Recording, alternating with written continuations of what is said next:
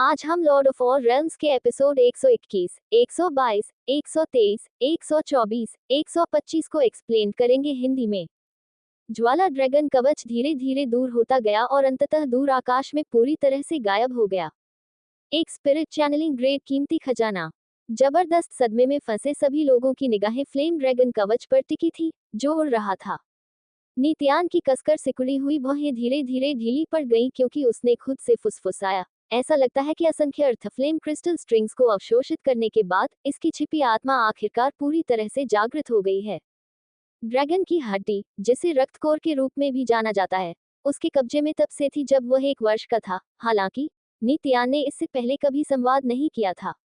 कुछ समय पहले जब निकाले गए रक्त पत्थर में फ्लेमक्लाउड रत्न खदान की सारी ज्वाला शक्ति थी और उसे एक रक्त की बूंद में संघनित कर दिया गया था, तब उसने इसकी कुछ असामान्यताओं को ही देखा था। हालांकि उसने कभी भी आत्मा आभा का कोई निशान नहीं देखा।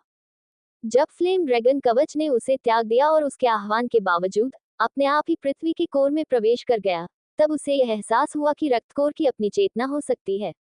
हालांकि उस समय वह अपने और ब्लड कोर के बीच किसी प्रकार के संबंध को केवल हल्का सा ही महसूस कर पा रहा था। लेकिन अभी कुछ ही क्षण पहले उसे रक्तकोर से एक चमत्कारी आत्मा के उतार चढ़ाव का स्पष्ट संकेत मिला था। आत्मा का वह उतार चढ़ाव सीधे उसके आध्यात्मिक सागर तक गया, जिससे उसे तुरंत समझ में आ गया कि फ्लेम ड्रैगन कवच का अजीब व्यवहार वास्तव में स्कारलेट फ्लेम पर्वत श्रृंखला से अर्थ फ्लेम क्रिस्टल स्ट्रिंग्स को इकट्ठा करने के उद्देश्य से था। ऐसा लग रहा था कि फ्लेम ड्रैगन कवच को अपनी आत्मा को और अधिक जागृत करने के लिए तथा साथ ही उसमें हुई क्षति की मरम्मत के लिए उनकी आवश्यकता थी। आत्मा के इरादे से जो उसने उसे प्रेषित किया था, नित्यान समझ गया कि फ्लेम ड्रैगन कवच उसके पास वापस आ जाएगा जब वह स्कारलेट फ्लेम माउंटेन रेंज में शेष बची हर एक अर्थ फ्लेम क्रिस्टल स्ट्रिंग को इकट्ठा करना समाप्त कर देगा। उसे तुरंत आश्वस्ति महसूस हुई। अरे, मैग्मा से भरी कई खाड़ियों और खाड़ियों से अलग फैंग लुओ एक विशाल चट्टान के ऊपर खड़ा था। उसने अचानक एक चालाक हंसी निकाली और कहा, सनकीवू वास्तव में एक बूढ़ा हो गया है। उसने वास्तव में एक छोटे स्वर्ग के बच्चे को एक स्पिरिट चैनलिंग ग्रेड खजाना दिया है। क्या वह भूल गया कि स्पिरिट चैनलिंग ग्रेड खजाने की अपनी आत्माएं होती हैं? आत्मा ही वह चीज है जो वास्तव में स्पिरिट चैनलिंग ग्रेड खजाने को नियंत्रित करती है। आत्माएं उन लोगों को चुनती हैं जो उनका उपयोग कर सकते हैं। एक स्पिरिट चैनलिंग ग्रेड खजाना कैसे कम स्वर्ग स्तर पर एक कमजोर व्यक्ति द्वारा हेरफेर करने के लिए तैयार होगा? अब इसे देखो, स्पिरिट चैनलिंग ग्रेड का खजाना जिसे पाने के लिए सनकीवू ने बहुत मेहनत की थी, वह अपने आप ही चला गया है। ये जानकर सनकीवू को इसे नित्यान को देने का इतना पछतावा होगा कि उसकी आंतें हरी हो जाएंगी। ये सुनिश्चित करने के लिए कि नित्यान और उसका समूह उसे सुन सके, फैंग लुओ ने जानबूझकर अपनी आवाज ऊंची की और ताना मारते हुए चिल्लाया। जैसा कि उसने देखा, फ्लेम ड्रैगन कवच का जाना इसलिए हुआ क्योंकि यह अपने नए मालिक नित्यान को उसकी कमजोर ताकत और कमजोर साधना आधार के कारण नीची नजर से देखता था और उसे इसका उपयोग करने के अयोग्य समझता था। नतीजतन इसने नित्यान को छोड़ दिया। भले ही उसने अपने शब्दों से नित्यान का मजाक उड़ाया था, लेकिन उसकी आंखें उस दिशा में टिकी हुई थी जहां फ्लेम ड्रैगन कवच छोड़ा गया था। उसका चेहरा ईर्ष्या से भर गया था। स्पिरिट चैनलिंग ग्रेड के खजाने ज्वाला स्वर्ग के दायरे में अत्यंत दुर्लभ थे। उसे ये देखकर निराशा हुई कि इतना कीमती और दुर्लभ खजाना उसकी आंखों के सामने से फिसल गया, जबकि वह इसे रोकने के लिए कुछ नहीं कर सकता था। नित्यान ने उसकी खिल्ली उड़ाने पर कान बंद कर लिया। शांत और स्थिर चेहरे के साथ वह पूरी तरह से उदासीन लग रहा था। जियांग लिंगजू और ये गुमो, जो जानते थे कि फ्लेम ड्रैगन कवच वास्तव में ट्रेजर कन्वेंशन में नित्यान द्वारा खरीदा गया था, उन्होंने फैंग लुओ को कोई जवाब नहीं दिया, बल्कि नित्यान की ओर देखते रहे, एक शब्द भी नहीं कहा। जब एन शी, एन यंग और पांताओ ने देखा कि फ्लेम ड्रैगन कवच चला गया है, तो वे मन ही मन नित्यान के लिए चिंतित हो गए। ठीक है, जियांग लिंगजू ने थोड़ी देर के लिए हिचकिचाते हुए पूछा, क्या आप जानते थे कि जब आपने इसे खरीदा था तो यह एक स्पिरिट चैनलिंग ग्रेड खजाना था? ये शब्द सुनकर पांताओ और अन्य सभी आश्चर्यचकित हो गए और उन्होंने भी बड़ी बड़ी आंखें करके नित्यान की ओर देखा। उस समय तक उन्हें पता चल चुका था कि फ्लेम ड्रैगन कवच कुछ ऐसा था जिसे नित्यान ने ट्रेजर कन्वेंशन में प्राप्त किया था। हालांकि वे सभी नित्यान के सही निर्णय और उसकी अंतर्दृष्टिपूर्ण आंखों से हैरान थे जो मशाल की तरह चमक रही थी। स्पिरिट चैनलिंग ग्रेड खजाने की पहचान करने और उसे प्राप्त करने में सक्षम होना, इससे पहले कि वह अपनी चमक का कोई संकेत दिखाए, उस तरह की क्षमता कुछ ऐसी चीज होनी चाहिए जो केवल फैंग हुई जैसे शीर्ष उपकरण जालसाजों के पास हो सकती है। नहीं, मैंने नहीं किया। नीतियान ने अपना सिर हिलाया। ये शुद्ध भाग्य था। इसे बचाओ। जियांग लिंगजू ने अपनी आंखों के कोने से उसे घूरा और नाक भान सिकुड़ी। अंकल लियू ने मुझे पहले ही सब कुछ बता दिया है। उन्होंने कहा कि फ्लेम ड्रैगन कवच को ट्रेजर स्कूल के उपकरण बनाने वालों ने तीसरे स्तर के मध्यम श्रेणी के आध्यात्मिक उपकरण के अलावा कुछ नहीं माना था, जो निश्चित रूप से 9000 स्पिरिट स्टोन के लायक नहीं था। इतने लंबे समय तक प्रदर्शित होने के बावजूद किसी ने इसमें कोई दिलचस्पी नहीं दिखाई। आपने इस पर अपना मन क्यों बनाया और इसे क्यों खरीदना चाहते हैं, जबकि बाकी सभी ने आपको इसके खिलाफ सलाह दी थी और इसके बारे में पूछने की भी जहमत नहीं उठाई। तीसरा स्तर मध्यम श्रेणी। पान ताओ ने कड़वाहट से मुस्कुराते हुए कहा, खजाना स्कूल के वे बेकार मूर्ख। वे ये भी नहीं बता सकते थे कि यह एक स्पिरिट चैनलिंग ग्रेड खजाना था। भीड़ में एन शी ही एकमात्र व्यक्ति थी जिसने कुछ देर तक शांति से विचार किया और फिर कहा, यह असंभव है कि ट्रेजर पवेलियन में उन लोगों को कोई गलती हुई हो। फ्लेम ड्रैगन कवच में पहले कुछ असामान्यताएं रही होंगी, अन्यथा इसे तीसरे स्तर के मध्यम श्रेणी के आध्यात्मिक उपकरण के रूप में मूल्यांकित नहीं किया जाता। ओह, ठीक है। फ्लेम ड्रैगन कवच उस विदेशी क्यूई योद्धा लाई का था, जिसने पहले आपसे कुछ ब्लड कोर सौंपने की मांग की थी। क्या उसने जिस ब्लड कोर की बात की थी उसका फ्लेम ड्रैगन कवच से कोई लेना देना है? आप बहुत होशियार हैं, सिस्टर एन। नीतियान मुस्कुराया, लेकिन विस्तार से नहीं बताया। नीतियान के शब्दों को सुनने के बाद सभी को यकीन हो गया कि फ्लेम ड्रैगन कवच में शुरुआत में कोई असामान्यता न दिखने का कारण नीतियान के पास मौजूद तथाकथित ब्लड कोर ही होगा। ये गुमो उलझन में था। नीतियान, तुम बिल्कुल भी उदास क्यों नहीं लग रहे हो? फ्लेम ड्रैगन कवच एक स्पिरिट चैनलिंग ग्रेड का कीमती खजाना है, और चूंकि यह तुम्हें छोड़कर चला गया है, तो क्या तुम्हें क्रोध से आग बबूला नहीं होना चाहिए या पछतावे में डूब नहीं जाना चाहिए? यह ऐसी चीज थी जो मुझे पहले तो किस्मत से मिली थी, इसलिए इसे खोना कोई बड़ी बात नहीं है। नीतियान को ऐसा लग रहा था जैसे उसे इसकी बिल्कुल भी परवाह नहीं है। जियांग लिंगजू ने सबसे पहले अपना अविश्वास व्यक्त किया। आप हमें किस तरह का मूर्ख समझते हैं? फ्लेम ड्रैगन कवच के चले जाने के बाद सभी लोग इसके बारे में लगातार बातें करते रहे। वे फ्लेम ड्रैगन कवच के चमत्कारिक होने के बारे में बात करते रहे और साथ ही और अधिक फ्लेम क्रिस्टल इकट्ठा करते रहे। लोगों के समूह ने आधी रात लावा क्रीक में दिखाई देने वाले सभी ज्वाला क्रिस्टलों को इकट्ठा करने में बिताई। उन्होंने दूर स्थित लावा झील में कुछ ज्वाला क्रिस्टल देखे, जो रात्रि के आकाश में चमकती हुई अग्नि में रोशनी से जगमगा रहे थे। हालांकि झील लावा से भरी हुई थी और खाड़ी से कहीं ज्यादा गहरी लग रही थी।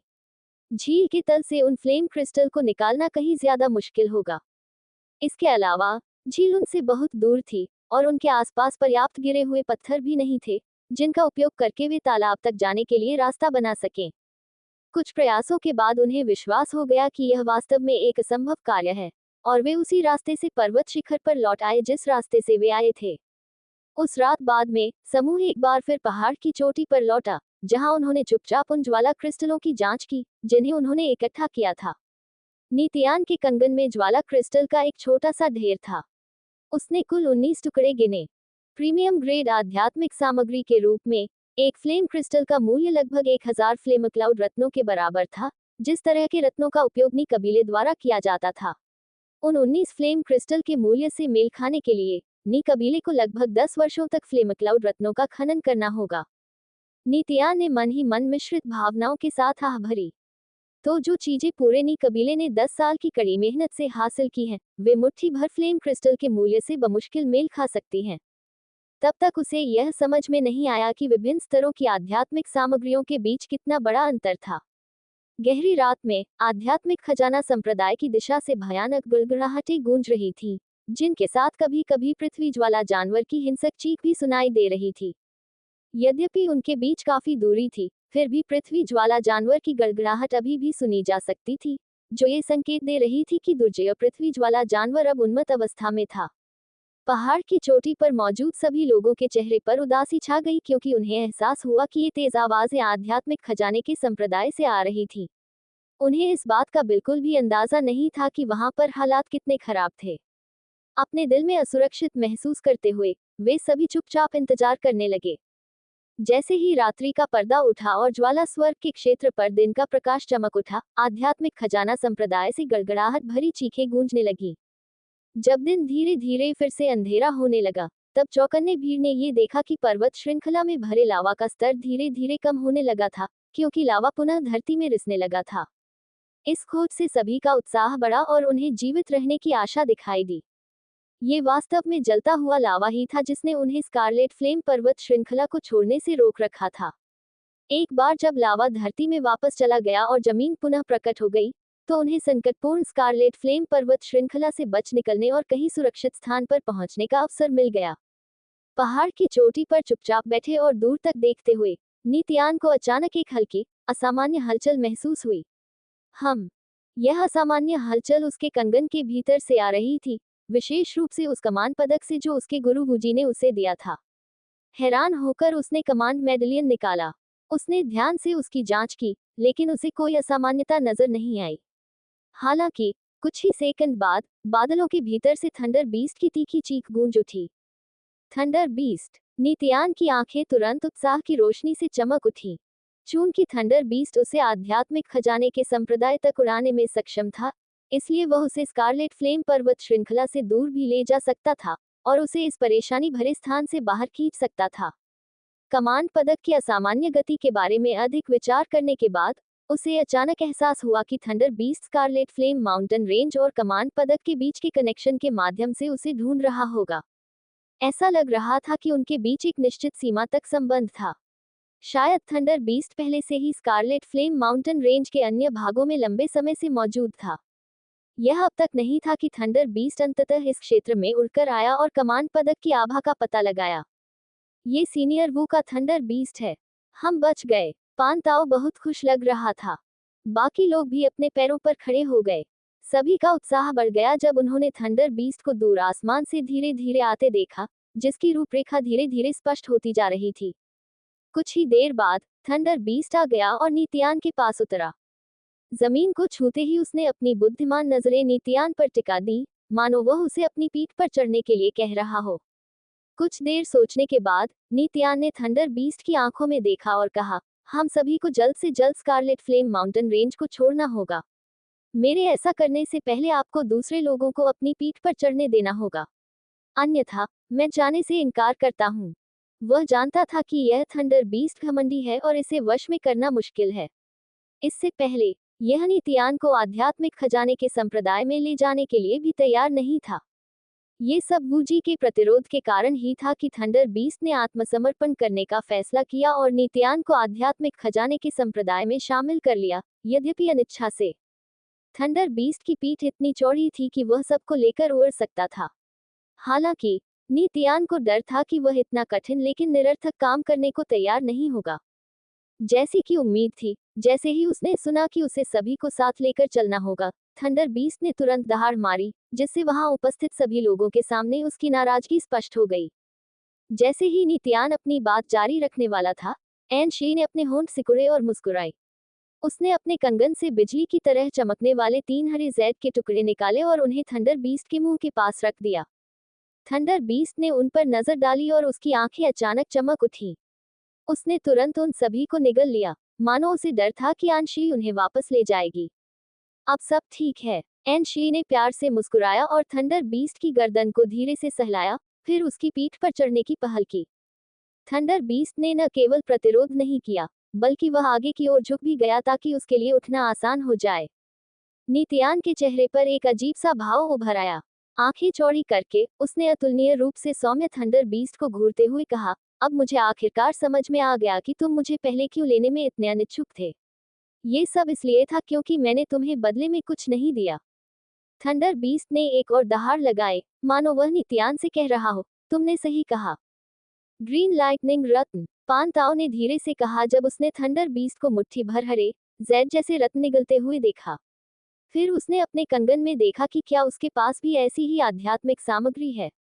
उसे एहसास हुआ कि 5वीं कक्षा का ये थंडर बीस्ट पहले से ही अपनी बुद्धि विकसित कर चुका था। वह अपना मालिक खुद था और उसे आसानी से धोखा नहीं दिया जा सकता था। थंडर बीस्ट एक बिजली युक्त आध्यात्मिक जानवर था, इसलिए इसकी साधना गड़गड़ाहट और बिजली की शक्ति पर निर्भर थी। भले ही ग्रीन लाइटनिंग रत्न केवल प्राथमिक ग्रेड आध्यात्मिक सामग्री थे, वे थंडर बीस्ट की रक्त रेखा के उन्नयन के लिए बहुत उपयुक्त थे क्योंकि उनके भीतर बिजली की शक्ति थी। पेंताओ को अपनी चीजों को देखने में काफी समय लगा, फिर भी उसे बिजली से जुड़ी कोई आध्यात्मिक सामग्री नहीं मिली। फिर उसने मन ही मन कोसा, हे भगवान, मैंने कोई ग्रीन लाइटनिंग रत्न जमा नहीं किया। नित्यान ने ठंडी आंखों से थंडर बीस्ट को देखा और पाया कि जैसे ही अंशी उसकी पीठ पर बैठी, वह तुरंत खड़ा हो गया। थंडर बीस्ट की पुतलियां लालच भरी रोशनी से चमक रही थी जब वह पांताओ और अन्य लोगों को घूर रहा था, मानो वह किसी चीज का इंतजार कर रहा हो। 3 ग्रीन लाइटनिंग रत्न आपके लिए पर्याप्त नहीं है, नित्यान ने डांटा। थंडर बीस्ट ने उसे ठंडी निगाह से देखा और फिर उसे अनदेखा कर दिया। फिर वह पेंताओ और बाकी लोगों को घूरता रहा और अपनी आंखों से उन्हें आगे बढ़ने के लिए प्रेरित करता रहा। वह उन्हें आंशी के उदाहरण का अनुसरण करने और उसे बिजली से संबंधित आध्यात्मिक सामग्री देकर उसका अनुग्रह प्राप्त करने के लिए कह रहा था। तभी वह सबको अपने साथ ले जाने के लिए सहमत होगा। हा हा हा, थंडर बीस्ट की पीठ पर बैठी एनशी अचानक हंस पड़ी। उसका नाजुक चेहरा खिले हुए फूल में बदल गया। आकर्षक, चमकदार रोशनी से चमकती काली पुतलियां, उसे एक अच्छा विचार सूझा। यहाँ उसने 3 और ग्रीन लाइटनिंग रत्न निकाले और उन्हें थंडर बीस्ट की गर्दन से होते हुए उसके मुंह तक पहुंचा दिया। थंडर बीस्ट ने उन सभी को एक ही बार में निगल लिया और एक संतुष्ट धीमी आवाज में चीख निकाली। उसके चेहरे पर एक खुशी का भाव दिखाई दिया। उसके एन शी ने अपना सफेद हाथ उठाया और एन यंग की ओर इशारा किया। उसने कहा, तुम ऊपर आ सकती हो। एक क्षण के लिए आन यंग के होश उड़ गए, लेकिन जल्द ही उसे समझ आ गया कि उसकी बहन का क्या मतलब था और वह चेहरे पर हल्की मुस्कान लिए थंडर बीस्ट की ओर चल दी। थंडर बीस्ट एक बार फिर धीरे से नीचे झुका और जमीन पर आगे की ओर झुका, जिससे एन यंग आसानी से उसकी पीठ पर चढ़ गई। यह आध्यात्मिक जानवर काफी दिलचस्प है। एन यंग ने आकर्षक ढंग से मुस्कुराते हुए थंडर बीस्ट पर सवार होकर अपनी बहन के पीछे बैठ गई और उत्सुकता से उस प्राणी को सिर से पैर तक जांचने लगी। उसके बैठने के कुछ ही देर बाद थंडर बीस्ट अचानक से फिर से खड़ा हो गया और पांताओ की ओर गुस्से से भरी नजर से देखने लगा। पांताओ अजीब तरह से थंडर बीस्ट के बगल में खड़ा था और शर्मिंदगी से मुस्कुरा रहा था। मूल रूप से उसने चुपके से थंडर बीस्ट की पीठ पर चढ़ने की योजना बनाई थी, जबकि एन यंग ऊपर जाने के लिए रास्ता बनाती थी। हालांकि थंडर बीस्ट ने समय रहते उसकी छोटी सी चाल को भांप लिया और उसे चेतावनी दी कि वह अपनी चालें बंद कर दे। भाई, ये जियांग लिंगजू ने धीरे से पूछा, क्या आपके पास बिजली से संबंधित कोई आध्यात्मिक सामग्री है? ये गुमो ने अपना सिर हिलाया और अपने बालों को खुजलाते हुए कहा, मैंने अपना सारा सामान देख लिया है और मुझे एक भी ऐसा सामान नहीं मिला जिसमें बिजली या गड़गड़ाहट का जिक्र हो। धिक्कार है इस थंडर बीस्ट पर।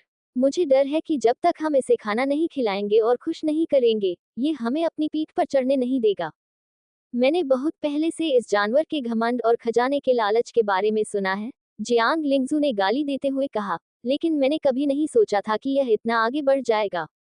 हम क्लाउड सोरिंग संप्रदाय के अनुयायी हैं और यह हमारे योद्धा दादा द्वारा पाला गया एक आध्यात्मिक जानवर है। मुझे विश्वास नहीं हो रहा है कि यह वास्तव में हम पर अपना लालच थोप रहा है।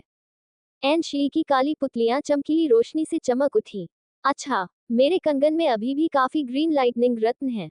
पेंताओ, जियांग लिंगजू और ये गुमो को अपनी आंखों के कोने से देखते हुए उसने मुस्कुराते हुए कहा, पेंताओ, हम दोनों आध्यात्मिक खजाने के संप्रदाय के शिष्य हैं, इसलिए मैं तुम्हें ठग नहीं सकती।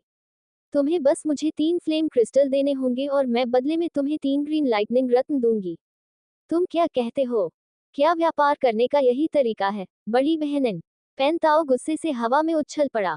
उसने कहा, ग्रीन लाइटनिंग रत्न केवल प्राथमिक ग्रेड लाइटनिंग एट्रिब्यूटेड आध्यात्मिक सामग्री हैं, लेकिन फ्लेम क्रिस्टल प्रीमियम ग्रेड अग्नि एट्रिब्यूटेड आध्यात्मिक सामग्री हैं। आप प्रीमियम ग्रेड आध्यात्मिक सामग्री और प्राथमिक ग्रेड आध्यात्मिक सामग्री के बीच के विशाल अंतर के बारे में भ्रमित नहीं हो सकती, है ना? एक फ्लेम क्रिस्टल कम से कम 700 ग्रीन लाइटनिंग रत्नों में बदल सकता है। फिर भी आप मुझसे 3 फ्लेम क्रिस्टल के बदले 3 ग्रीन लाइटनिंग रत्नों का उपयोग करना चाहते हैं। क्या ये थोड़ा ज्यादा नहीं है? एन शी ने अपने होठों को बंद करके मुस्कुराहट बिखेरी। फिर उसने अपने हाथ फैलाए और कहा, तो इसका मतलब है कि कोई सौदा नहीं हुआ।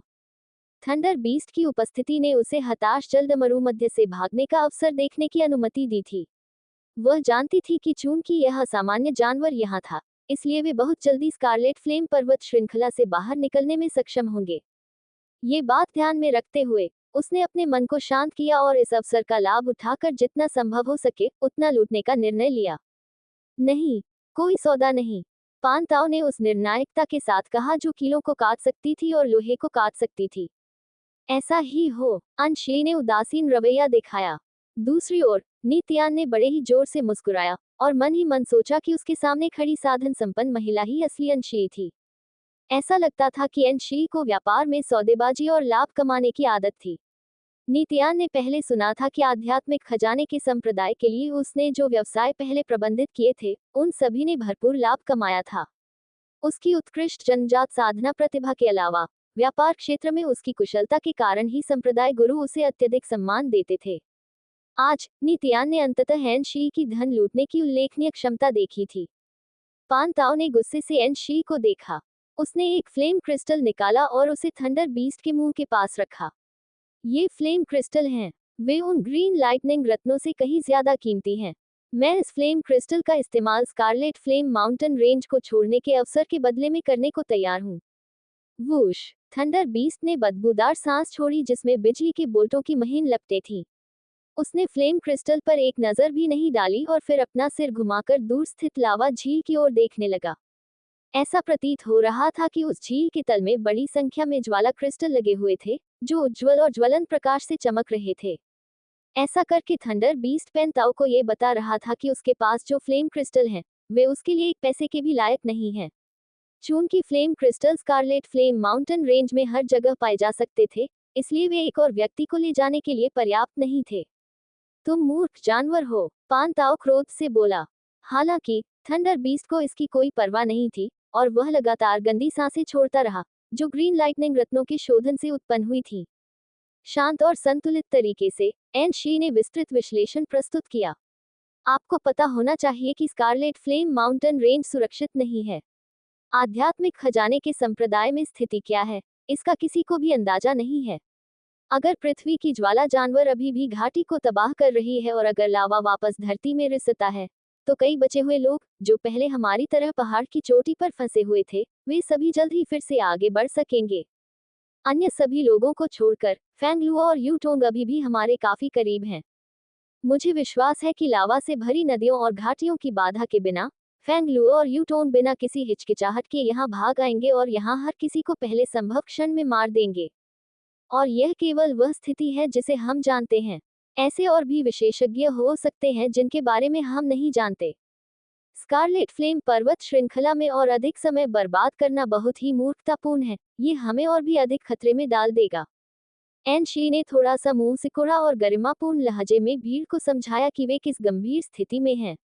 इसके अलावा सभी ने अभी अभी बहुत सारे फ्लेम क्रिस्टल एकत्र किए हैं। मेरे हिसाब से जीने के अवसर के बदले में कुछ क्रिस्टल निकालना बहुत ही बुद्धिमानी और योग्य है।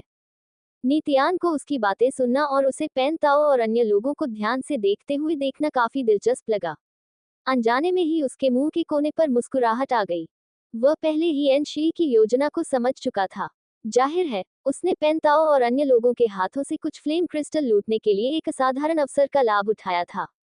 ठीक है, तुम जीत गई। पेन ताओ ने नाक भान सिकुड़ी। उसने आज्ञाकारी ढंग से 3 फ्लेम क्रिस्टल निकाले, उन्हें एन शी की ओर लहराया और कहा, वे अब तुम्हारे हैं। एन शी ने मीठी मुस्कान बिखेरी। Smart choice. उसने 3 ग्रीन लाइटनिंग रत्न निकाले और उन्हें थंडर बीस्ट को दे दिया। थंडर बीस्ट द्वारा उन्हें निगलने के बाद उसने अपनी उंगली पेन ताओ की ओर इशारा की। जैसी कि उम्मीद थी, ग्रीन लाइटनिंग रत्नों को निगलने के बाद थंडर बीस्ट आज्ञाकारी ढंग से नीचे झुक गया और पेन ताओ को अपनी पीठ पर चढ़ने दिया। पान ताओ के ऊपर चढ़ने के बाद उसने अपने हाथ में मौजूद 3 ज्वाला क्रिस्टल एन यंग को सौंप दिए और उसे उन्हें एन शी को देने दिया, जो आगे थी। तो आपके बारे में क्या? एन शी ने जियांग लिंगजू और ये गुमों की ओर देखा। जियांग लिंगजू ने धीमी आवाज में शाप दिया, बुरी बूढ़ी औरत। हालांकि उसके पास 3 ज्वाला क्रिस्टल निकालने और उन्हें एन शी की ओर लहराने के अलावा कोई और विकल्प नहीं था। एक कड़वी मुस्कान के साथ ये गुमों ने भी वैसा ही किया। एन शी ने अपना सिर हिलाया और ऐसे लहजे में जो सुनने में ऐसा लग रहा था कि यह और अधिक स्वाभाविक नहीं हो सकता, उसने कहा, क्षमा करें, 3 पर्याप्त नहीं है। पान ताओ और मैं दोनों आध्यात्मिक खजाने के संप्रदाय से हैं और इसीलिए वह मेरे साथ एक के बदले एक का आदान प्रदान कर सकता है। जहां तक तुम लोगों की बात है, तुम में से प्रत्येक को मेरे 3 ग्रीन लाइटनिंग रत्नों के बदले में मुझे 6 फ्लेम क्रिस्टल देने होंगे। नीतियान को नहीं पता था कि कैन शी ने अपने दिल में बहुत पहले से ही इसकी योजना बना रखी थी या फिर उसने अभी अभी जियांग लिंगजू के श्राप को सुना था। जो भी हो, एन शी बहुत दृढ़ निश्चयी लग रही थी। क्या तुम पागल हो? जियांग लिंगजू लगभग गुस्से से फट पड़ी। उसने जोर से तर्क दिया, आध्यात्मिक खजाना संप्रदाय पहले से ही ऐसी विकट परिस्थितियों में गिर गया है और शायद उसे क्लाउड सोअरिंग संप्रदाय और अन्य 2 संप्रदायों से सहायता की आवश्यकता होगी। और फिर भी तुम मुझे ब्लैकमेल करना चाहती हो? एन शी ने अपनी मुस्कान को दूर रखा और एक सादे चेहरे के साथ कहा, आप सही कह रहे हैं। आध्यात्मिक खजाने के संप्रदाय को इस आपदा के बाद बहुत नुकसान होगा और यह ज्वाला स्वर्ग के दायरे से भी गायब हो सकता है। और यही कारण है कि मुझे जितनी संभव हो उतनी कीमती आध्यात्मिक सामग्री प्राप्त करनी है ताकि मेरी बहन और मैं एक सुरक्षित भविष्य पा सकें। यदि हमारा संप्रदाय चला गया तो हम बहनें भविष्य में ज्वाला स्वर्ग के दायरे में अपना पैर जमाए रखने के लिए किस पर निर्भर रहेंगी? ये शब्द सुनकर जियांग लिंगजू चुप हो गई। उसने एन शी की ओर गहराई से देखा और सिर हिलाते हुए कहा, ठीक है, अब मुझे आखिरकार पता चल गया है कि तुम कितनी उग्र हो। अगर आध्यात्मिक खजाना संप्रदाय वास्तव में नष्ट हो जाता है तो मैं व्यक्तिगत रूप से अपने पिता से तुम्हें क्लाउड सोअरिंग संप्रदाय में भर्ती करने के लिए कहूंगी। हम वास्तव में अपने संप्रदाय में तुम्हारे जैसी महिला का उपयोग कर सकते हैं, भले ही तुम्हारा साधना आधार बहुत बढ़िया न हो। इन शब्दों के साथ उसने 3 और ज्वाला क्रिस्टल निकाले। यही बात ये गुमों के लिए भी लागू हुई। फिर एन शी ने 6 ग्रीन लाइटनिंग रत्न निकाले और उन्हें थंडर बीस्ट के मुंह के पास रखा। उन्हें एक ही झटके में निगलने के बाद थंडर बीस्ट एक बार फिर नीचे झुक गया, जिससे जियांग लिंगजू और ये गुमो दोनों उसकी पीठ पर चढ़ गए। इस समय तक नीतियान ही एकमात्र व्यक्ति था जो जमीन पर खड़ा था। जब जियांग लिंगजू और ये गुमो दोनों उसकी पीठ पर सवार हो गए तो थंडर बीस्ट एक बार फिर खड़ा हो गया और अपना सिर उठाकर आसमान की ओर देखने लगा, जैसे उसने नीतियान की उपस्थिति पर ध्यान ही नहीं दिया हो। मूल रूप से यह नीतियान को लेने और छोड़ने के लिए यहाँ आया था। हालांकि चूंकि इसने दूसरों से मीठा स्वाद चखा था, इसलिए इसने नीतियान को जाने देने की योजना नहीं बनाई। उसके अहंकारी और हास्यास्पद तरीके को देखते हुए नीतियान को एहसास हुआ कि अगर वह कुछ खजाना नहीं देना चाहता था तो उसे इस कमीने के साथ बहस करने में लंबा समय बर्बाद करना पड़ सकता है। हालांकि जैसा कि एन शी ने बताया था, स्कारलेट फ्लेम माउंटेन रेंज अभी भी सुरक्षित नहीं थी। वह वास्तव में यहाँ अपना समय बर्बाद नहीं कर सकता था। बहन एन, मैं, बोलते हुए उसने कुछ फ्लेम क्रिस्टल पाने के लिए अपने कंगन में हाथ डाला। नहीं, तुम्हें मुझे कुछ भी देने की जरूरत नहीं है। एन शी के चेहरे पर एक बड़ी मुस्कान फैल गई। उसने थंडर बीस्ट को 3 ग्रीन लाइटनिंग रत्न फेंके और थोड़ा पीछे हट गई, जिससे आगे की जगह छूट गई। उसने अपना हाथ हिलाया और कहा, चलो उठो। नीतियान ने हंसते हुए कहा, ठीक है। वह पेन ताओ और ये गुमों की अजीब निगाहों के नीचे झुके हुए थंडर बीस्ट की पीठ पर कूद गया। वह आगे की जगह पर बैठा था। वहां इतनी भीड़ थी कि वह और एन शी लगभग एक दूसरे से चिपक गए थे। उसने थंडर बीस्ट पर जोरदार लात मारी और कहा, चलो चलें। धीमी आवाज में चीखते हुए थंडर बीस्ट ने अपने पंख फैलाए और आसमान में उड़ गया। यू टोंग और फैंगलुओ की निगाहों के सामने वे स्कारलेट फ्लेम माउंटेन रेंज से बाहर निकल गए। नीतियान और अन्य को अपनी पीठ पर लेकर थंडर बीस्ट ने अपने विशाल पंख फड़फड़ाए और धीरे धीरे फैंगलुओ और यू टोंग की नजरों से ओझल हो गया और स्कारलेट फ्लेम पर्वत श्रृंखला से बाहर चला गया। उस समय तक सभी शक्तिशाली विशेषज्ञ जो स्कारलेट फ्लेम पर्वत श्रृंखला से बाहर उड़ने की क्षमता रखते थे, बहुत पहले ही उस विनाशकारी स्थान को छोड़ चुके थे।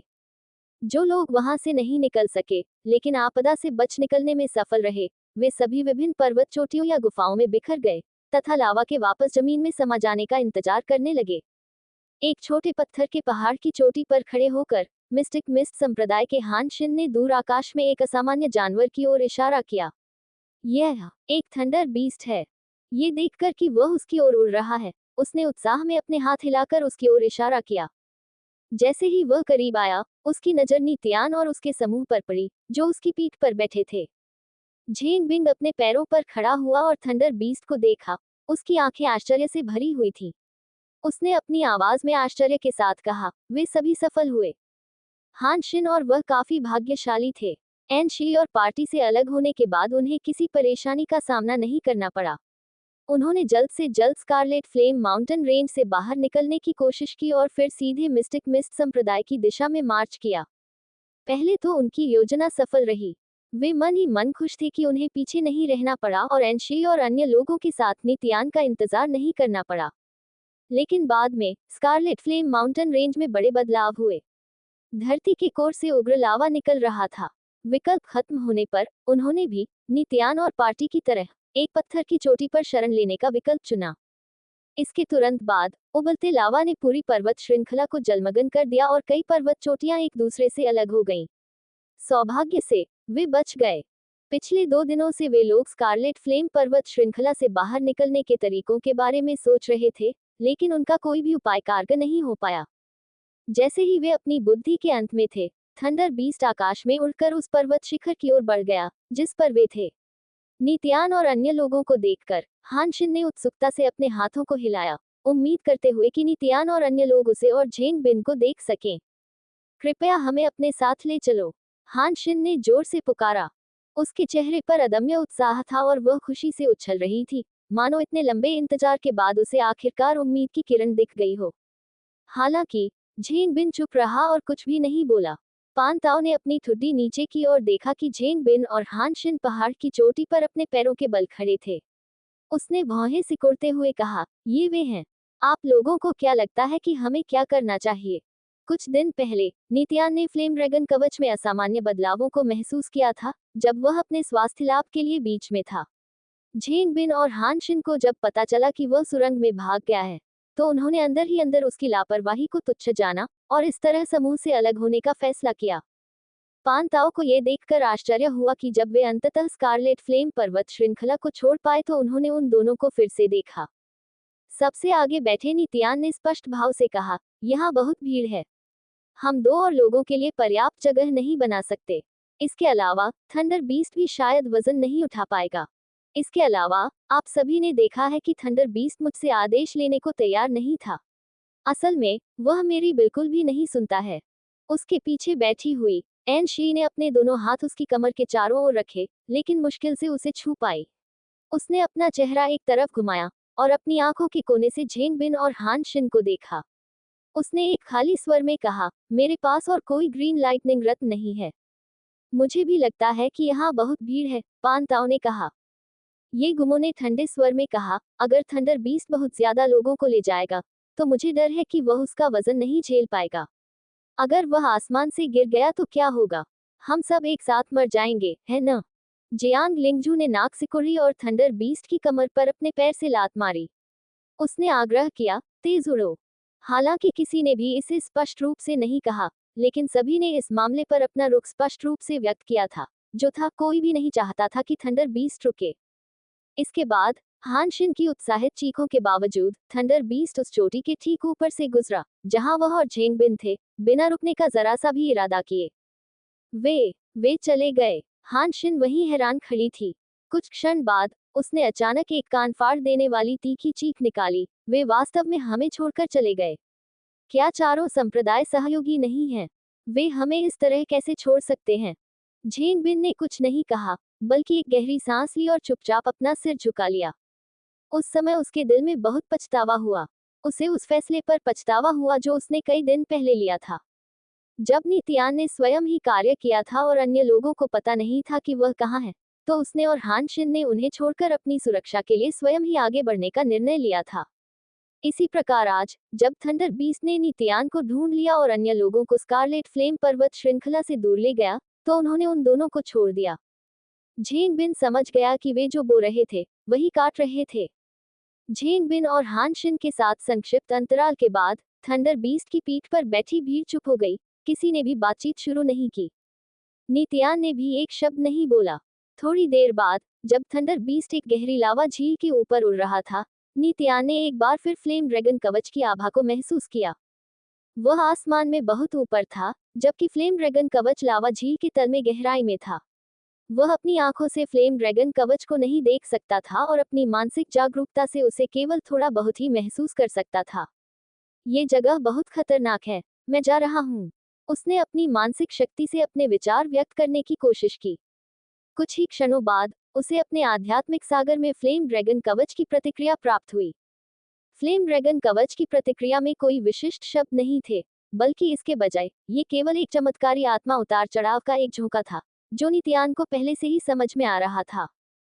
फ्लेम ड्रैगन कवच चाहता था कि वह चला जाए, लेकिन उसने ये भी कहा कि वह भविष्य में जाकर उसकी तलाश करेगा।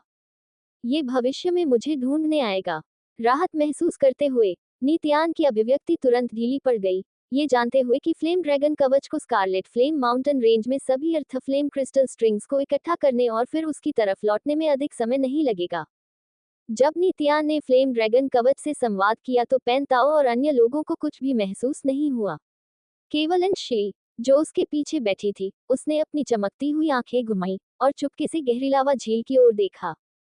वह नितियान के कान के पास पहुंची और धीमी आवाज में पूछा, जिसे केवल वे दोनों ही सुन सकते थे, स्पिरिट चैनलिंग ग्रेट खजाना हमारे नीचे लावा झील के नीचे है ना? उसकी गर्म और कोमल आवाज और उसका गर्म शरीर जो अब उसकी पीठ से सटे हुए थे, उसने नितियान को पूरे शरीर में सुन्नता की लहर महसूस कराई। उसका दिमाग अचानक इसके साथ ही खाली हो गया। थोड़ी देर बाद ही नितियान धीरे धीरे अपनी ख्यालों से जागा। उसने जवाब दिया, हाँ। उसकी आवाज भारी और कर्कश लग रही थी।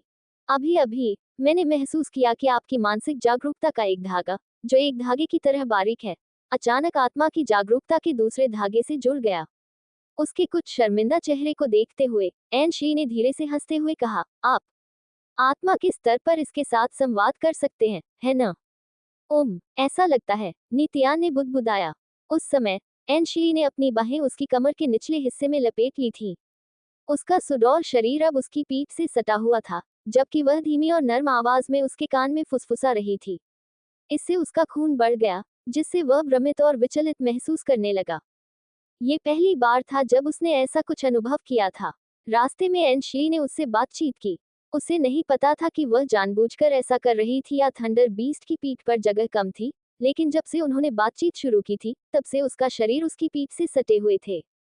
नितियान, जिसने पहले कभी ऐसी स्थिति का सामना नहीं किया था, उलझन में पड़ गया और अंशी के सवालों का जवाब देते समय उसे कुछ समझ में नहीं आ रहा था। इस समय तक नितियान के सिर पर पहले से ही अंशी की मोटी छाती की छवि आ चुकी थी, उसकी विकृत रूपरेखा जैसे कि वह उसकी पीठ से दबी हुई थी, और साथ ही उसकी पीठ से आ रही आनंदित, अद्भुत अनुभूति भी। कुछ ही समय में वह ऐसी स्थिति में पहुंच गया कि उसे यह समझ में नहीं आया कि अंशी क्या पूछ रही थी और क्या उत्तर दे रही थी।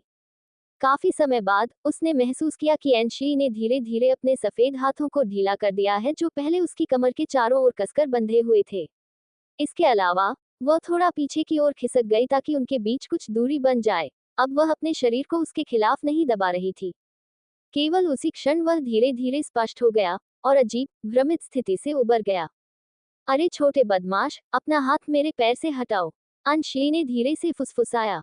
नितियान चौंक गया, लेकिन अगले ही पल उसे एहसास हुआ कि उसका दाहिना हाथ अनजाने में पीछे की ओर बढ़ा था और अंशी के दूधिया सफेद, पतले पैर पर आ गया था।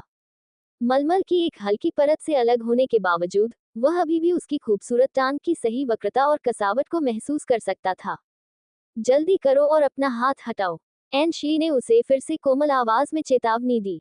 नितियान ने अवचेतन रूप से अपना सिर घुमाया और उस हिस्से को देखा जिसे वह छू रहा था। फिर उसने देखा कि एन शी की ढीली दाहिनी आस्तीन एक पर्दे की तरह धीरे धीरे हिल रही थी, उसकी दाहिनी जांघ को ढक रही थी, और एन यंग, जो उसके पीछे बैठी थी, को ये देखने से रोक रही थी कि क्या हो रहा है। नितियान ने महसूस किया कि इस समय एन शी काफी घबराई हुई थी। उसे डर लग रहा था कि एन यंग उसे देख लेगी, गलत समझ लेगी और उसकी बहन पर नाराज हो जाएगी। ठीक है, नितियान, जो अपने होश में आ चुका था, उसकी चिंताओं को समझ गया। उसने धीमी आवाज में जवाब दिया और जल्दी से अपना हाथ वापस खींच लिया। उसके बाद नितियान को पता नहीं क्यों, लेकिन उसने वास्तव में अपना हाथ अपनी नाक के नीचे रखा और सूंघ लिया। तुम छोटे बदमाश हो, एन शी का खूबसूरत चेहरा अचानक लाल चमक से भर गया। शर्मिंदगी से ग्रसित होकर उसने अपना निचला होंठ काटा और धीमी आवाज में नितियान को डांटा। इसकी खुशबू बहुत अच्छी है। नितियान चुपचाप और मूर्खतापूर्ण ढंग से हंसा। वूश! उसी समय थंडर बीस्ट अंततः स्कारलेट फ्लेम पर्वत श्रृंखला से बाहर निकल आया था तथा क्लाउड सोअरिंग संप्रदाय की दिशा में तेजी से भाग रहा था। अगले दिन दोपहर को जब thunder beast black cloud city में उड़ा, तो उसकी गति धीरे धीरे धीमी हो गई और ऐसा प्रतीत हुआ कि उसने आगे जाने से इनकार कर दिया। वह धीरे धीरे ब्लैक क्लाउड सिटी के मुख्य द्वार के सामने उतरा। अनजान जियांग लिंगजू ने पूछा, क्या क्लाउड सोअरिंग माउंटेन हमारा गंतव्य नहीं है? ब्लैक क्लाउड सिटी पहले से ही क्लाउड सोआरिंग माउंटेन के काफी करीब थी। थंडर बीस्ट की गति को देखते हुए अगर 15 मिनट और होते तो वे क्लाउड सोआरिंग माउंटेन तक पहुंच जाते। हालांकि थंडर बीस्ट ने इस स्थान पर रुकना चुना। मुझे लगता है एन शी थंडर बीस्ट से कूदने वाली पहली महिला थी।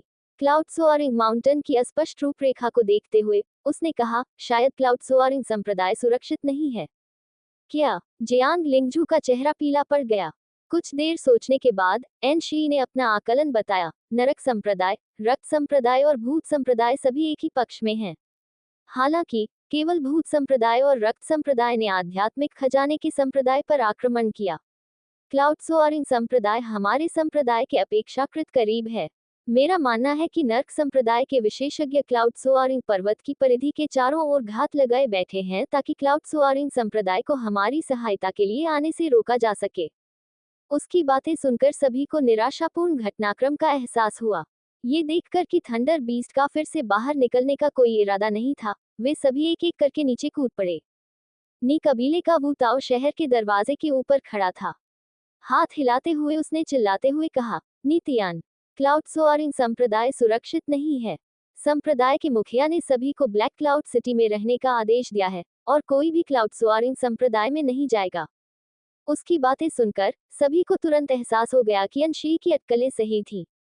तीनों संप्रदायों में सबसे शक्तिशाली नर्क संप्रदाय ने संभवतः पहले से ही क्लाउड सोआरिंग पर्वत के चारों ओर बड़ी संख्या में अपने शक्तिशाली विशेषज्ञों को इकट्ठा कर लिया था और यहाँ तक कि क्लाउड सोआरिंग संप्रदाय को पूरी तरह से बंद कर दिया था ताकि कोई भी अंदर या बाहर न जा सके। मिस एन, छोटी यंग एन कबीले के एनहे ने शहर के गेट के ऊपर स्थित टॉवर से चिल्लाकर कहा और उनका अभिवादन करने के लिए अपना हाथ उठाया। नीतियान ने ऊपर देखा और पाया कि वहां केवल वू ताओ और अनहे ही नहीं थे, बल्कि उन कबीले से युन झिगुओ भी थे। वूश, सबके उतरने का इंतजार करने के बाद थंडर बीस्ट ने अपने पंख फड़फड़ाए और आसमान में उड़ गया। एक पल में ही वह बादलों में गायब हो गया।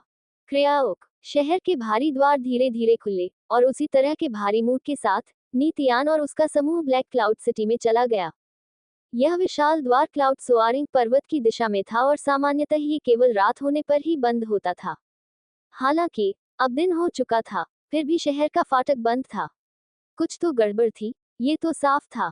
कुछ देर सोचने के बाद नीतियान को एहसास हुआ कि उन्होंने नरक संप्रदाय के विशेषज्ञों से बचने के लिए शहर के द्वार बंद कर दिए होंगे।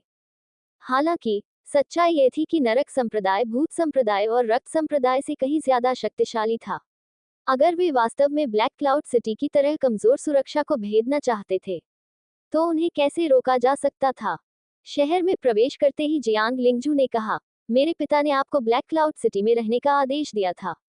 मुझे बताओ क्या हुआ। नी कबीले के वू ताओ ने जोर से हंसते हुए कहा, मुझे नहीं पता। ऐसा लगता है कि क्लाउड सोआरिंग माउंटेन को घेर लिया गया है। मिस एन, क्यों न हम पहले कबीले के पास वापस चलें? एनहे ने पूछा। हम पहले नी कबीले में जाएंगे, एन शी ने जवाब दिया। साथ ही कबीले के मुखिया से भी कहो कि वह भी नी कबीले में जाए। उसने सिर हिलाया, जरूर करूंगा। उसके ठीक बाद सभी नी कबीले की ओर चल पड़े।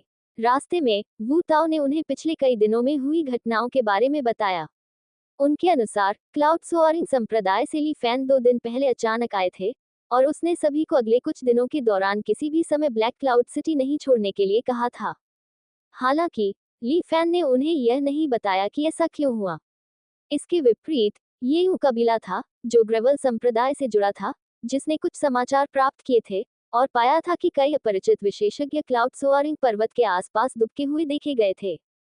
शहर के द्वार के ऊपर स्थित टॉवर पर खड़े होकर यू झिगुओ के चेहरे पर एक जटिल अभिव्यक्ति थी जब वह नीतियान और अन्य लोगों को नी कबीले की ओर जाते हुए देख रहा था।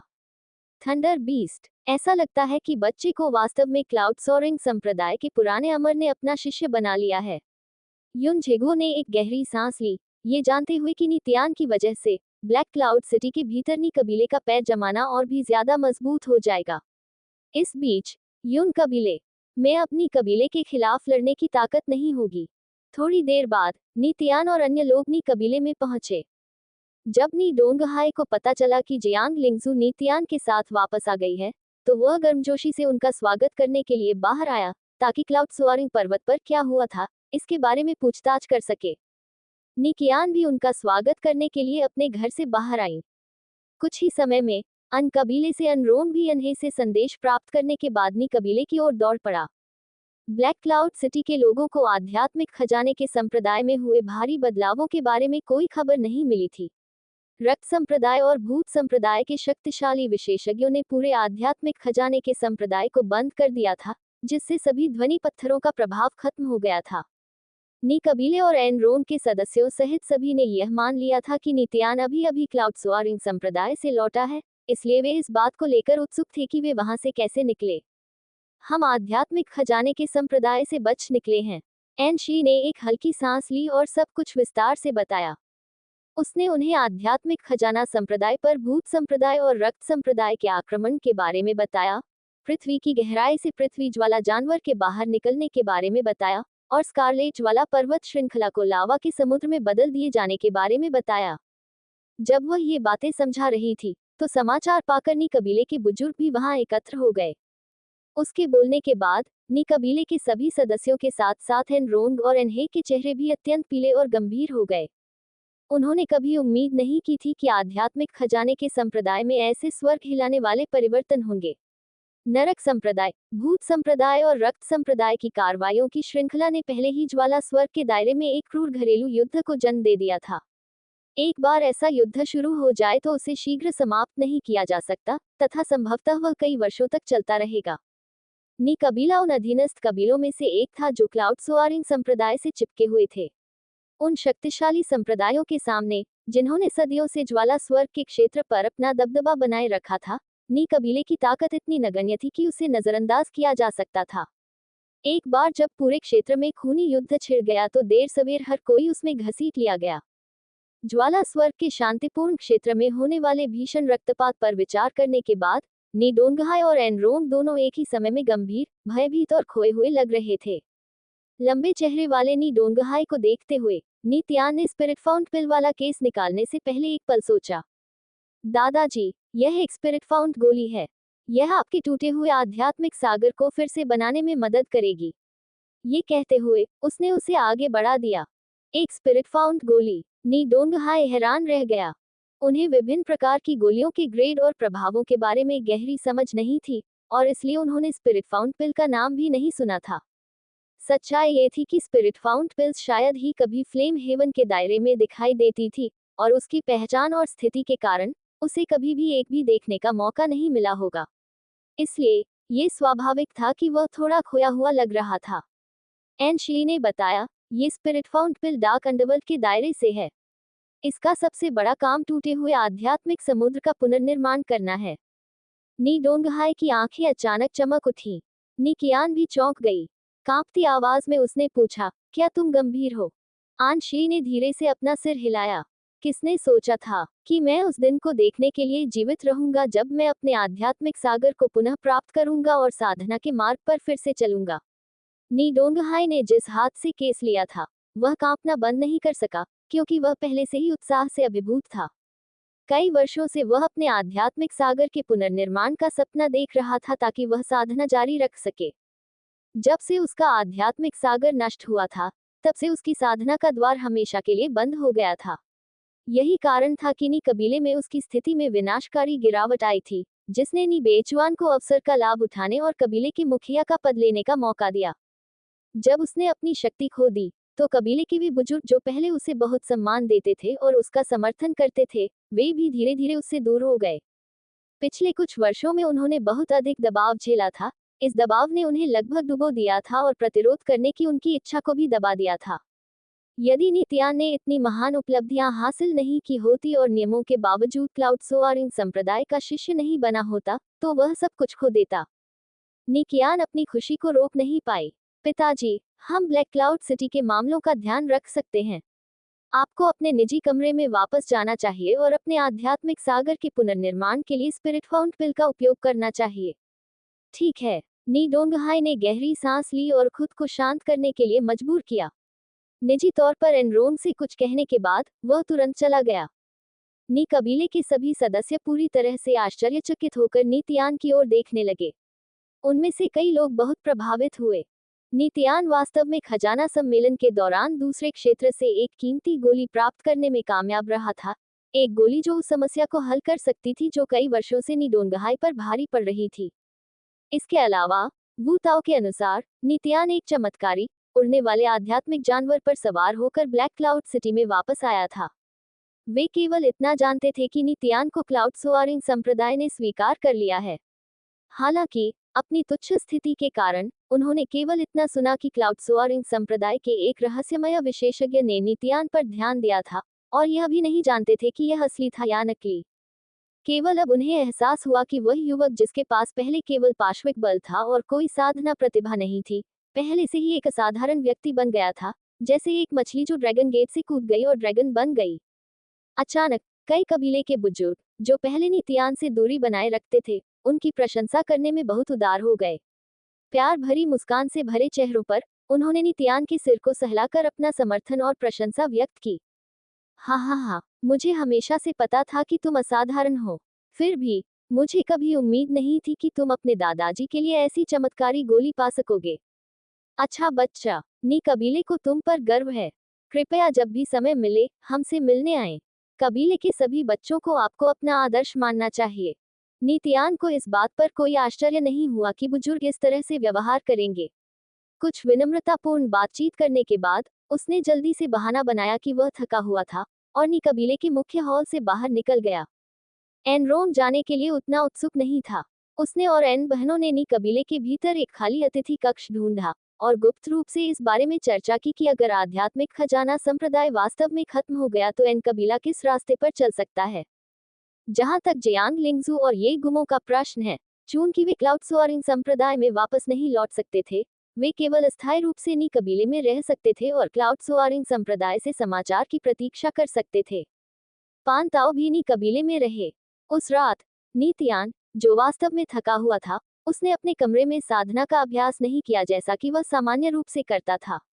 इसके बजाय वह बस चुपचाप बैठा और ध्यान किया। उसने ज्वाला स्वर्ग के क्षेत्र में आए अचानक परिवर्तनों पर विचार किया तथा स्कारलेट ज्वाला पर्वत श्रृंखला में हुए क्रूर आक्रमण के कारण प्रमुख संप्रदायों के बीच एक दूसरे के साथ पूर्ण पैमाने पर युद्ध की संभावना पर भी विचार किया। एक बार युद्ध शुरू हो जाए तो ये कई सालों या दशकों तक चल सकता है। तो फिर उसे क्या करना चाहिए? गहरी रात, अभी भी गहराई से सोचते हुए लेकिन कोई उत्तर न पाते हुए नितियान को अचानक कुछ महसूस हुआ और उसने अपनी आंखें खोल दी। अंधेरे पत्थर के कमरे में एक अस्पष्ट आकृति धीरे धीरे स्पष्ट होती गई। ये कौन है? नितियान ने आश्चर्य से पूछा। ऐसा लग रहा था कि वह आकृति अंडरवर्ल्ड की अनगिनत रोशनी की किरणों से संघनित हुई है। कुछ सेकंड बाद रहस्यमयी रोशनी उस आकृति में समा गई। बहुत समय हो गया मिलते हुए, नितियान, उस व्यक्ति ने शांत स्वर में कहा। मिस्टर हुआ। नितियान अचंभित रह गया। उसके सामने जो आगंतुक था वह डॉक्टर हुआम्यू था, जिसने कई साल पहले उसकी जान बचाई थी। हुआम्यू धीरे से हंसा। फिर बिना किसी चेतावनी के उसने अपनी आस्तीन से 2 कटे हुए सिर निकाले और उन्हें पत्थर के फर्श पर रख दिया। उसने पूछा, क्या तुम इन दोनों को पहचानते हो? गान कांग और लाए ये। नितियान हक्का बक्का रह गया। हुआम्यू ने जो मानव सिर फर्श पर रखे थे वे स्पष्ट रूप से गान कांग के थे, जो खजाना स्कूल के उपकरण जालसाज थे, और लाई, जो डाक अंडरवर्ल्ड के दायरे से क्यूई योद्धा थे। ये वे लोग हैं जिन्हें तुम जानते हो। डाक अंडरवर्ल्ड के दायरे से कुछ और लोग हैं जिन्हें तुम नहीं जानते। हुआम्यू की अभिव्यक्ति हमेशा की तरह शांत थी। मैंने डाक अंडरवर्ल्ड के दायरे से आने वाले सभी लोगों को मार डाला है, इसलिए मुझे विश्वास है कि फ्लेम ड्रैगन कवच के बारे में जानकारी जल्द ही लीक नहीं होगी। ये पहचानने के बाद कि उसके कमरे में मौजूद व्यक्ति हुआम्यू था, नितियान चिल्लाया नहीं, बल्कि उठकर आदरपूर्वक उसके सामने झुका। मिस्टर हुआ, मेरी अज्ञानता के लिए मुझे माफ करें। अभी हाल ही में मुझे एहसास हुआ कि आपने मुझे बचाने के लिए कितना प्रयास किया। अब तक वह जान चुका था कि हुआम्यू निश्चित रूप से कोई साधारण व्यक्ति नहीं था। उनके गुरु वू जी ने एक बार उन्हें क्लाउड सोआरिंग पर्वत की पीठ पर बताया था कि किसी ने उनसे पहले उनकी शिरोबिंदुओं और हड्डियों को परिष्कृत किया था। वू जी के अनुसार ज्वाला स्वर्ग के पूरे क्षेत्र में भी केवल कुछ ही लोग थे जो वह कर सकते थे जो हुआम्यू ने उसके लिए किया था, जो व्यावहारिक रूप से उसे एक नया शरीर दे रहा था। हुआम्यू को उसके दादा ने उसकी दयालुता के बदले में जो पुरस्कार दिए थे वे इतने तुच्छ थे कि उन्हें नजरअंदाज किया जा सकता था। इसके अलावा उस समय हुआम्यू ने नीतियान से ये भी वादा किया था कि वह उसके दादा के बिखरे हुए आध्यात्मिक सागर को ठीक करने में उसकी मदद करेगा। उस समय भी उसे एहसास हो गया था कि हुआम्यू कोई साधारण व्यक्ति नहीं थे। बाद में हुआम्यू के बारे में उनके गुरु के आकलन से उसे विश्वास हो गया कि हुआम्यू उससे भी अधिक अविश्वसनीय और रहस्यमय है जितना उसने शुरू में सोचा था। ठीक है, अब बहुत हो गया शिष्टाचार। हुआम्यू ने हाथ हिलाकर उसे इशारा किया कि वह बातचीत बंद करके बैठ जाए। फिर से धन्यवाद देने के बाद नीतियान जमीन पर वापस बैठ गया।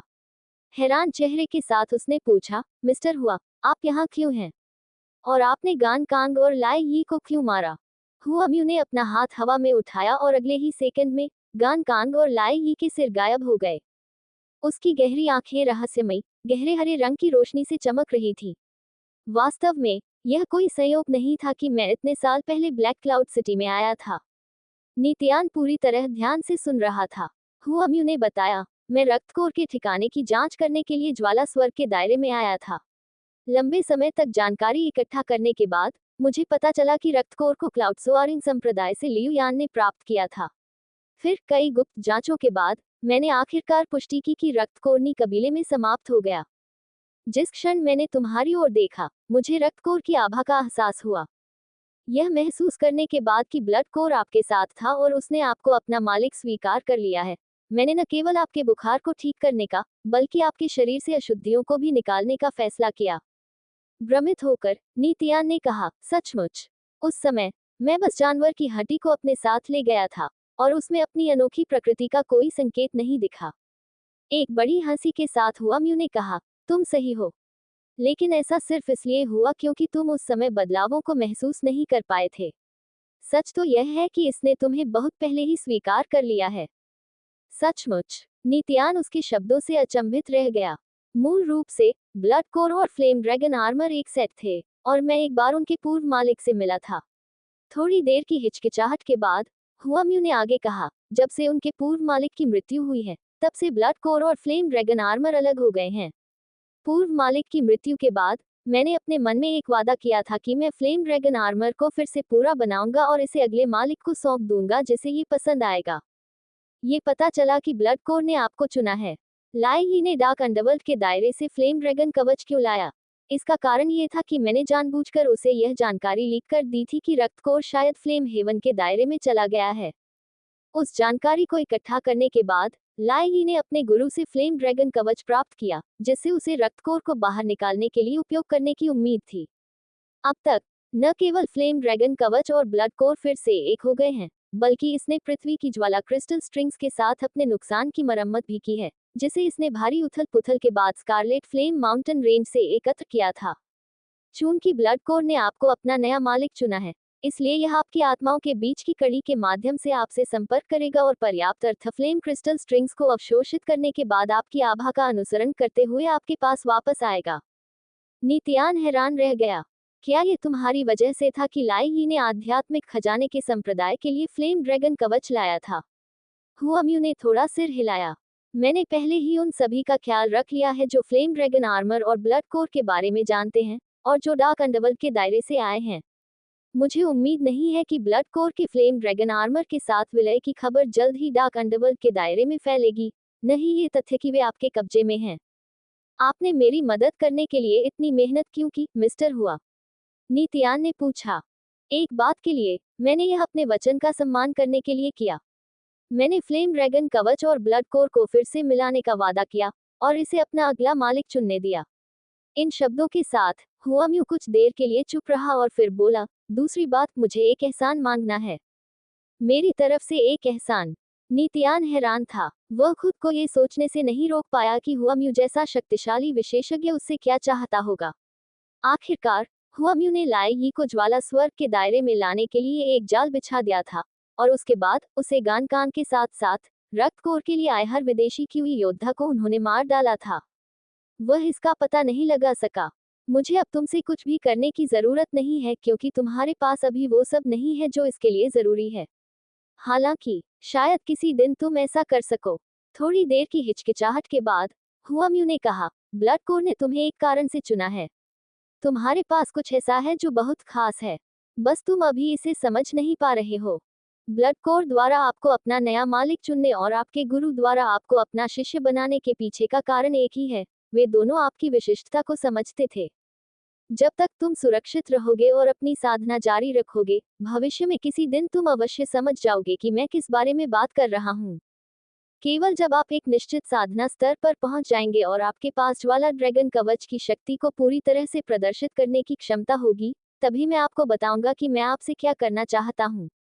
अभी तो बहुत जल्दी है। ठीक है। फिर नित्यान ने सिर हिलाया और उसे वचन दिया, मैं तुमसे वादा करता हूँ कि जब मैं काफी मजबूत हो जाऊंगा तो मैं तुम्हारी इच्छा पूरी करने में कोई कसर नहीं छोड़ूंगा। हा हा हा, हुआम्यू ने मुस्कुराते हुए नित्यान के रवैये से संतुष्ट होकर कहा, तुम बहुत भाग्यशाली हो कि तुम्हारे गुरु के रूप में वूजी हैं।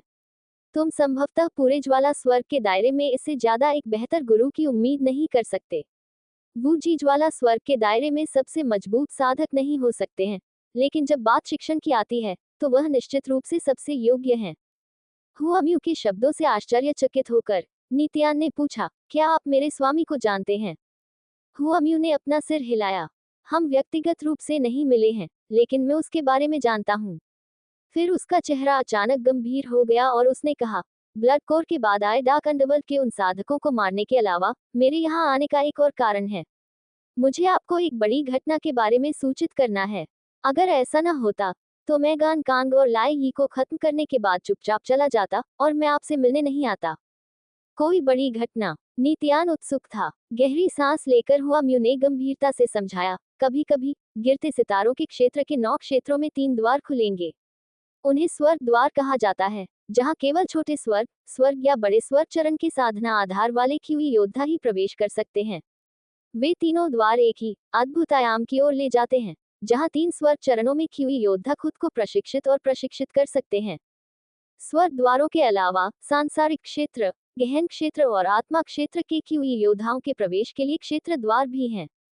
अंतिम लेकिन महत्वपूर्ण बात यह है कि वहां डोमेन गेट्स हैं, जहां केवल शून्य डोमेन, संत डोमेन और ईश्वर डोमेन के क्यूई योद्धा ही प्रवेश कर सकते हैं।